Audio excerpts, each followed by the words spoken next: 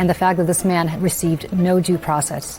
He was effectively disappeared to a foreign country, a country which he came from, which he was basically got asylum. It's not a foreign country. He lives there. Excuse me, no, he does not live there. He's a citizen of El Salvador. Scott, excuse me, he got asylum in this country. He's a citizen. It's not that he got asylum. He got a judge to say that he could not be rendered back. Does he have a deportation order? Excuse me, he could not be. Can you let me finish? He could not be rendered back to El Salvador because he was at risk of being harmed in El Salvador. That is what a federal judge. Who was he at risk of? Excuse me. That was what a federal judge said. He could not be deported. He could not be. Who could he be at risk by? I don't know. A rival gang.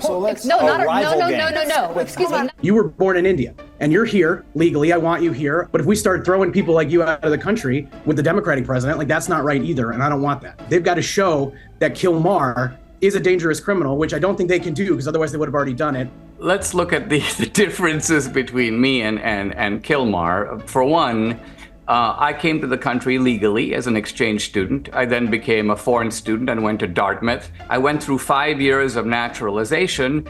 So I came to the country in 1978. I only became a citizen in 1991. This guy, Kilmar, came to the country illegally. So start right there. This was a guy who sneaked into the country in violation of law. That alone makes him a criminal. If he goes back to El Salvador, he will be in danger of being killed by a rival gang. That alone implies that the guy himself was a gang member. Why would a rival gang target him if he wasn't himself in a gang? And so I do see these notable differences between Kilmar and Dinesh. Prince George's County in 2019, their gang unit determined that Garcia was an MS-13 gang member.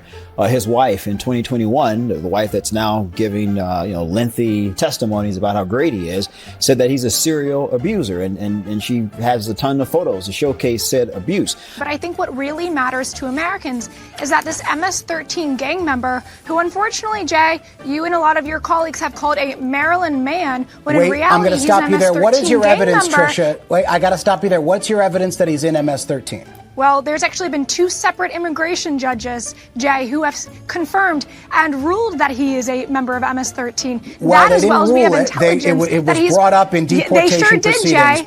I can do this all day, Jay. He is a member of MS-13. I don't think you'd want to be his neighbor, Jay. I sure wouldn't, and I don't think many Americans watching would want to be this individual's neighbor. He's been involved in human trafficking. He's been involved in labor trafficking, and he should not be in this country. Tom, how do you respond to these Democratic lawmakers, including Van Hollen, who say they're going to now ask for a meeting with the president there in El Salvador? They're going to travel there and demand his release. Well, good luck with that. Carolyn Levin's exactly right. Every time I read a story about this, it's Maryland father, Maryland father. They don't mention he's a member of MS-13, who is a designated terrorist group, one of the most violent gangs in the world. They don't mention he's an MS-13 member. They don't mention he's an El Salvadoran citizen being held by the country of El Salvador.